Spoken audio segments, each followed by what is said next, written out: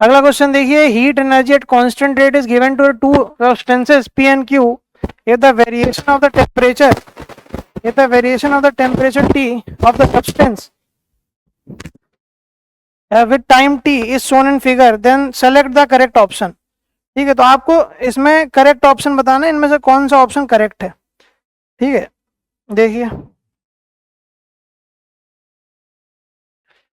यहाँ पे अगर आप टाइम टेम्परेचर और टाइम का ग्राफ बना हुआ है ना, टेम्परेचर और टाइम का ग्राफ बना हुआ है. ठीक है, तो अब Q इज इक्वल टू क्या होता है, Q इज इक्वल टू होता है एम एस डेल्टा टी, है ना. Q इज इक्वल टू क्या होता है, एम एस डेल्टा टी, है ना.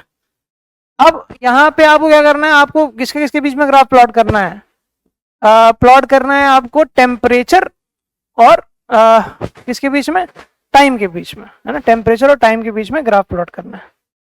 ठीक है, तो सबसे पहले देखिए ग्राफ प्लॉट किया गया है, तो इसमें आपको बताना कौन सा ऑप्शन सही है.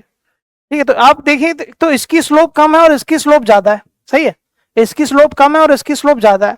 और हम लोग जानते हैं जो स्लोप होती है वो हमें क्या बताएगा, वो हमें basically inverse of specific heat की फॉर्म में बताएगा, है ना. तो इसका मतलब जिसकी स्लोप कम होगी उसके लिए स्पेसिफिक हीट भी कम होगा, है ना.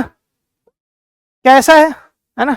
लेकिन यहाँ पे जो टाइम टेम्परेचर और टाइम की स्लोप की बात हो रही है, यहाँ किसकी स्लोप की बात हो रही है, टेम्परेचर और टाइम की स्लोप की बात.